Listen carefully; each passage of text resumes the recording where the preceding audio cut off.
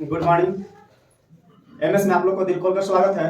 आज हम क्लास 12 का मैथ एक्सरसाइज 4.2 का इंट्रोडक्शन करेंगे, यानी कुछ थ्योरी देखेंगे, कुछ सूत्र वगैरह समझेंगे क्या है। एक्सरसाइज 4.2 का इंट्रोडक्शन। तो चलिए हम शुरुआत करते हैं।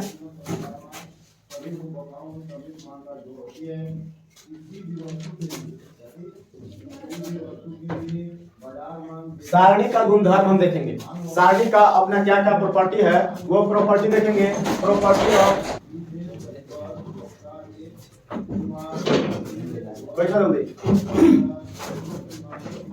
देखेंगे सारणी का गुणधर्म। शुरू कर दिया ना।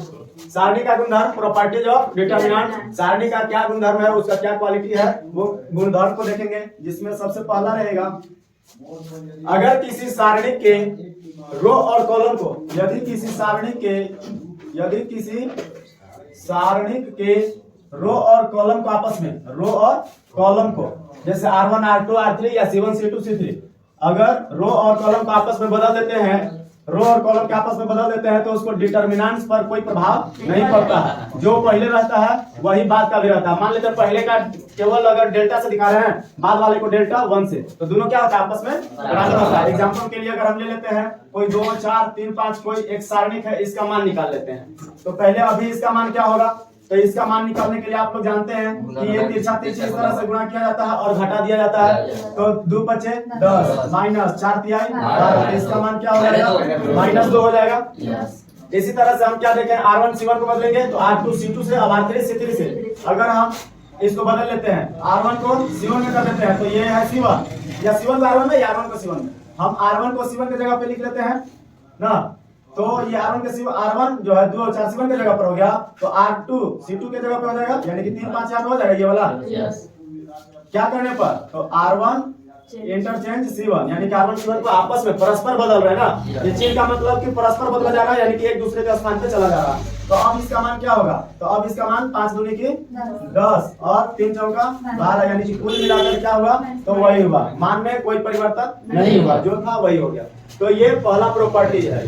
बात समझ में आ गया पहला। इसके बाद देखेंगे दूसरा प्रॉपर्टी में क्या है। दूसरा प्रॉपर्टी में देखते हैं यदि किसी सारणी के अगर हम 2 ठो कॉलम यानी कि 2 ठो पंक्ति और 2 ठो स्तंभ को या 2 पंक्ति या 2 स्तंभ को बदल देते हैं तो क्या होता है, 2 ठो पंक्ति 2 पंक्ति या 2 स्तंभ, 2 पंक्ति या 2 स्तंभ को आपस में बदलने पर, तो यहाँ पे पंक्ति और स्तंभ को क्या हो जाएगा आपस में बदलने पर, आपस में परिवर्तित करने पर।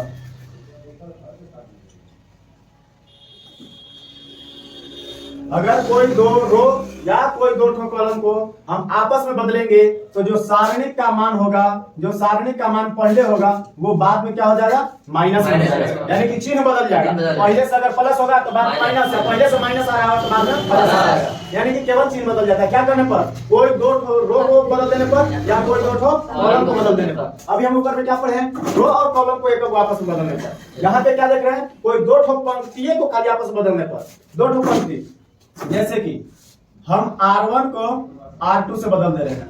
यहाँ पे वैसे नहीं ना था, यहाँ पे R1 को C1 से था, यानी कि रो को कॉलम से था। यहाँ पे कोई 2 को आ गया ना, ये दोनों आपस में बदल रहे हैं, या रो हो या कॉलम हो। इसका कंडीशन इस तरह से हो सकता है, R1 को R2 से या C1 को C2 से। अगर हम ऐसा काम करते हैं तो ऐसा करने से क्या होता है, तो ऐसा करने से जो सारणी का मान पहले आ रहा होगा बाद में वो चिन्ह बदल जाएगा। जैसे इसी क्वेश्चन को ले लेते हैं, हमको तो केवल समझना है ना कि हाँ ये बात सही है कि नहीं। इसी को ले लेते हैं, मान लेते हैं क्या है, तो ये 2 4 और 3 5 है। पहले से तो इसका मान -2 है तो हम जान रहे हैं, लेकिन क्या कर लेने पर हम इसको लिख ले रहे हैं R1 इंटरचेंज R2। इसके लिए 2 4 3 5 इसको में हम बदलेंगे तो बदल लेने पर काम करने पर क्या आ जाएगा, तो R1 को R2 से, यानी कि 2 4 नीचे चल जाएगा और 3 5 ऊपर चल जाएगा ना, हो कि यही ना R1 है या R2 है, तो R2 के जगह पे R1, तो 3 5 ऊपर हो जाएगा 2 4। अब इसका मान देखते हैं क्या होता है, तो 3 चौका 12 और 2 पचे 10, तो क्या हो गया 2। अब पहले से क्या था -2, यानी कि अब आपको समझ में आ गया कि चिन्ह बदल जाता है क्या करने पर, तो कोई 2 रो या कोई 2 कॉलम को बदलने पर। तो ये पहला प्रॉपर्टी हो गया, ये दूसरा प्रॉपर्टी हो गया। अब देखेंगे हम तीसरा। अब हम देखेंगे प्रॉपर्टी नंबर 3, तीसरा गुणधर्म क्या है। तो देखेंगे कि यदि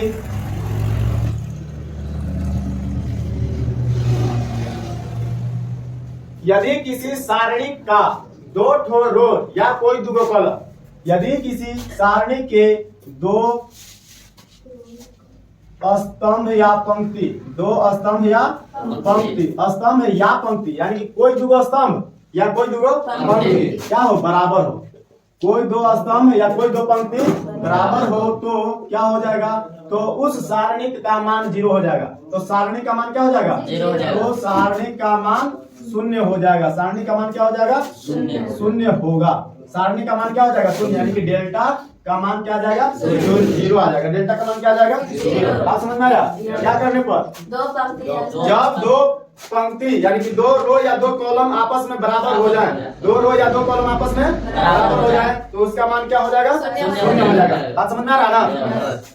हाँ, अगर हम ऐसे पकड़ के बैठे हैं, इधर ध्यान दिया जाए, डेल्टा का मान क्या हो जाता है, 0 हो जाता है। क्या करने पर, दो पंक्ति या दो स्तंभ को बदलने पर। यहाँ पे भी करके देख लेते हैं, मान लेते हैं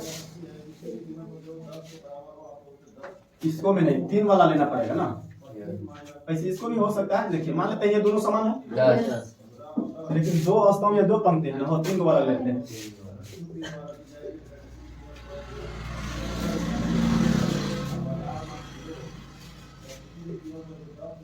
ये देखिए, ये मान लेते हैं कोई सारणिक है, यहाँ पे भी कोई बराबर नहीं है, कोई दो ठोर या कोई कॉलम बराबर है क्या, कोई दूगो कॉलम, कोई भी दूगो कॉलम, 3 गो कॉलम है ना, पहला दूसरा तीसरा 3 गो कॉलम है, तीनों में से कोई दूगो कॉलम या तीनों में से कोई दूगो रो, ये वाला R1 R2 R3, कोई दूगो अगर बराबर होगा, कोई R1 R3 भी या R2 R3 भी या R1 R2 कोई अगर दूगो बराबर होगा तो उसका मान क्या हो जाएगा, 0 हो जाएगा। तो इसको हम समझने के लिए ये लिख सकते हैं कि जैसे A1 या A11 जो भी समझ लीजिए, A11 A12 A13, ऐसे 1 2 3 से ज्यादा अच्छा रहेगा। A1 A2 A3 B1 B2 B3 C1 C2 C3। अब कोई दिक्कत नहीं है, तो मिला रहा है बहुत दिक्कत ना है। देखिए तो अगर इस तरह से हो, ध्यान दीजिए, अगर इस तरह से हो तो क्या होगा, अभी तो सब अलग अलग है, लेकिन अगर यहीं पे क्या रहता, यहीं पे अगर A1 B1 C1 ही रहता तो दो कॉलम बराबर है ना, तो दो कॉलम बराबर है, इसलिए यहाँ पे डेल्टा का मान क्या होगा, 0 होगा। बात समझ में आया? बात समझ में आया? तो अब देखिए, आपको क्वेश्चन में ऐसा किया हुआ रहता नहीं है, दोनों समान रहता नहीं है, आपको करना पड़ता है। बात समझ में आया? जैसे कि कोई सवाल दिया हुआ रहेगा, उतना बराबर कह देगा कि इसका मान 0 होगा, आप दिखाइए, तो सबसे पहले आपको दूगो को चाहे जोड़ के घटा के गुना करके कैसे हो, कोई दूगो रो या कॉलम को बराबर करना होगा। अब बराबर हो गया था तो आप जान ही रहे हैं कि बराबर हो गया तो उसका मान क्या हो जाएगा, बिना बनाए 0 होगा, ये हम थ्योरी जानते हैं। बात समझ में आया? अगर आपको करके देखना है तो हम एक ठो दिखा लेते हैं, कोई दो ठो आप समान कर लीजिए, ये 4 3 4 3 इस तरह से हो। अगर इस तरह से आ जाए, यहाँ पे देखिए ये C1 ये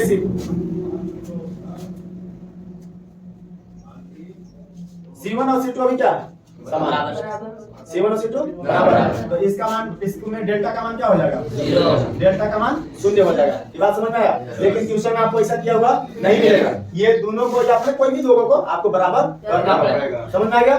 तो तीसरा हम क्या देखें कि यदि किसी सारणी के दो स्तंभ या दो पंक्ति क्या हो, बराबर हो, तो उसमें सारणी का मान क्या हो जाएगा, कोई दिक्कत नहीं। अब देखेंगे हम चौथा में, अब हम देखेंगे चौथा गुणधर्म क्या है, यदि सारणी के किसी एक पंक्ति या स्तंभ के सभी अवयव, एक पंक्ति या स्तंभ के सभी अवयव में अगर k से गुणा है, बात समझ में आ रहा, के क्या है, कोई भी संख्या है, के से गुणा हो तो सारणिक क्या हो जाएगा, के गुणा हो जाएगा। सारणिक क्या हो जाएगा, तो सारणिक जो है वो के गुणा हो जाएगा। ये बात समझ में आया? पहले से जो सारणिक का मान आना चाहिए उतना नहीं, जितना पंक्ति या स्तंभ के सभी अवयव में गुणा है उतना ही गुणा उसका मान हो जाता है। बात समझ में आया? ये जैसे अब देख लेते हैं, जैसे क्या हो सकता है, मान लेते हैं कि यहाँ पे A1 A2 A3 है, यहाँ पे B1 B2 B3 और यहाँ पे C1 C2 C3 है। अब मान लेते हैं कोई R1 या C1 R2 C2 R3 C3 किसी में अगर k अचर से गुणा है, यानी कि k से गुणा करने का मतलब 4 से 5 से 10 से जो चीज से भी गुणा हो, मान लेते हैं k से अगर R1 में गुणा है, यानी कि जिस पंक्ति या स्तंभ में गुणा होना चाहिए तो सभी अवयव में, सभी मतलब कि A1 A2 A3 या ऐसे चले तो A1 B1 C1 सभी में, बात समझ में आया ना। यानी कि R1 तो R1 के तीनों में गुणा, C1 तो C1 के सभी में गुणा, कोई अगर अचर से गुणा है तो नहीं गुणा उसका सारणी का मान भी हो जाता है। पहले से अगर इसका मान डेल्टा रहा था तो अब डेल्टा नहीं, अब k डेल्टा आएगा। पहले से इसका मान सपोज अगर कोई नंबर वाला रहता तो 5 आ रहा था, अब k के जगह पर 2 है तो अब 5 गुणा 2 यानी कि 10 इसका आंसर आएगा। बात समझ में आ गया? चलिए तो अब हम देखेंगे प्रॉपर्टी 5 में क्या है कि अगर यदि किसी सारणिक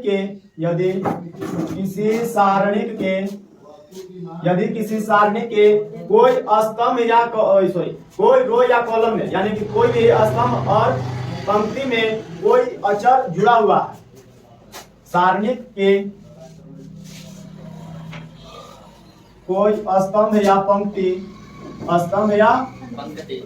पंक्ति में, पंक्ति योगफल के रूप में है, पंक्ति योगफल माने कि जोड़ में दिया हुआ ना, कोई स्तंभ या पंक्ति क्या के रूप में दिया हुआ, जोड़ के रूप में, यानी कि योगफल के रूप में दिया हुआ। योगफल के रूप में अगर हो, योगफल के रूप में हो तो उसको हम लिख कैसे सकते हैं ये देखते हैं। जैसे अगर मान लेते हैं कोई एक सारणिक है, जैसे कोई एक सारणिक दिया हुआ है A1 plus B1 A2 plus B2 A3 plus B3, ये तो R1 के जगह पर लिख दिए, बात समझ में आया ना।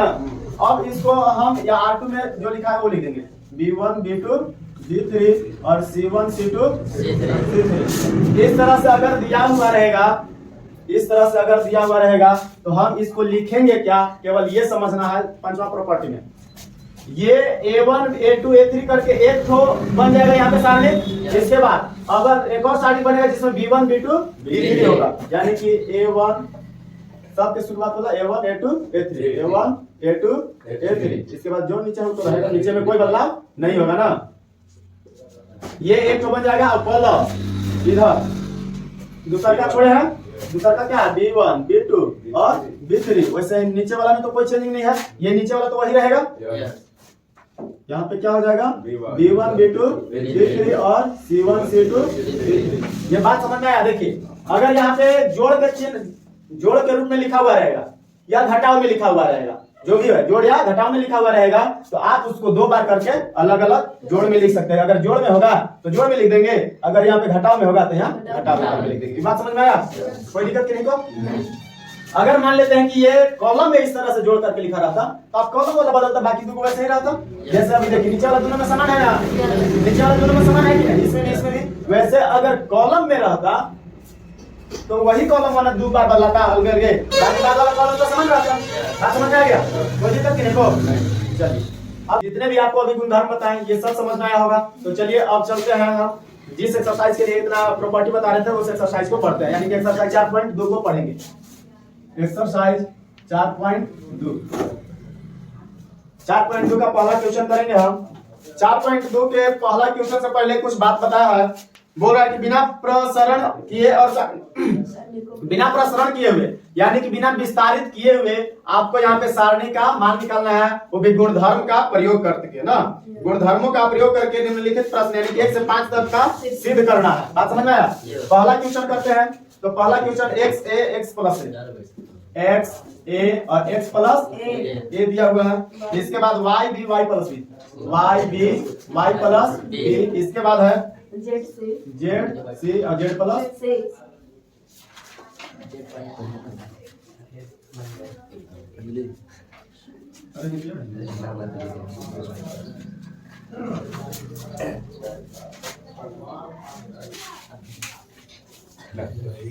चलिए हम देखते हैं क्वेश्चन पहला क्या है। यहाँ पे रो में क्या है, तो x a x plus a है और r1 पर r2 में y b y plus b और r3 में z c z plus c दिया हुआ है। अब इतना बराबर क्या दिखाना है, तो इतना बराबर 0 दिखाना है। तो बिना विस्तार किए हुए, सवाल में ही कंडीशन बोला हुआ है, बिना विस्तार किए हुए सारणिकों के गुणधर्म का प्रयोग करके सिद्ध करना है। प्रश्नावली 1 से 5 तक। बात समझ में आया? तो 1 से 5 तक के प्रश्न को हम सबसे पहले को कर रहे हैं। इधर ध्यान दीजिएगा। तो जीरो लाना है हो, तो जीरो के लिए कौन सा प्रॉपर्टी बताया गया बताइए? तीसरा प्रॉपर्टी बताया, तीसरा क्या था?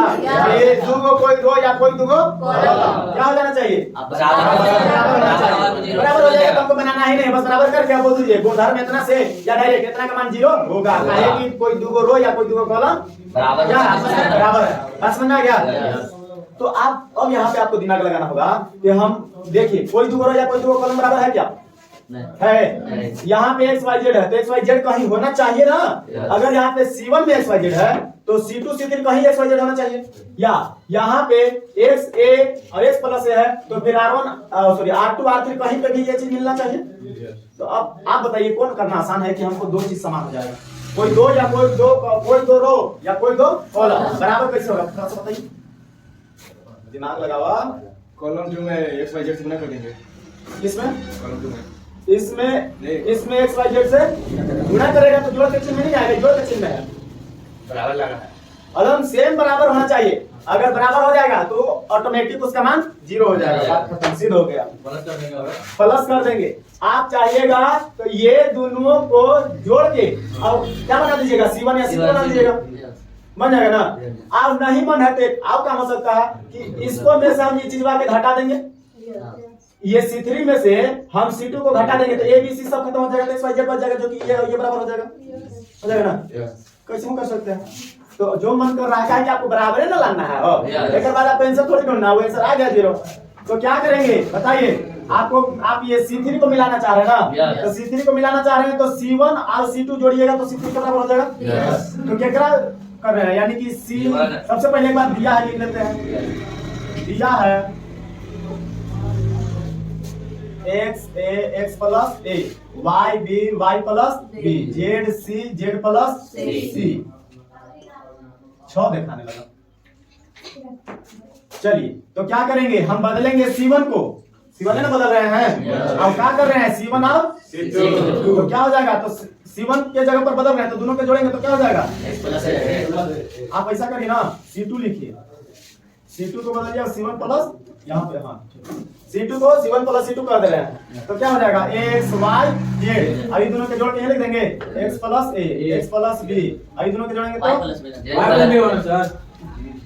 X plus a y plus b z plus c. देखिए एक्स प्लस ए जो इधर है वो लिख लेते हैं। अब यहाँ पे दो कॉलम का मान क्या आपस में बराबर, यानी कि ये दोनों बराबर है आपस में, है ना। ये दोनों बराबर, ये दोनों बराबर, ये दोनों बराबर। तो आपस में कोई दो कॉलम यहाँ पे C2 और C3 क्या हो गया? आपस में बराबर है। क्योंकि C2 बराबर C3 इसलिए डेल्टा का मान क्या हो जाएगा? 0। समझ में आया बात ना? तो 5 तक का सवाल, प्रश्न 1 से लेकर 5 तक जीरो ही आपको सिद्ध करना है। देख लीजिएगा, प्रश्न 1 से 5 तक क्या करना है? जीरो सिद्ध करना है। इसका मतलब सब में कोई दो या कोई दो रो या कोई दो कॉलम का कर देना, आपस में बराबर कर देना, तब ना जीरो होगा। जीरो होने के लिए क्या कंडीशन? कोई दो रो या कोई दो कॉलम आपस में बराबर, समान जीरो। बात समझ आया? कोई दिक्कत? चलिए ठीक है, आप इसको बता लीजिए।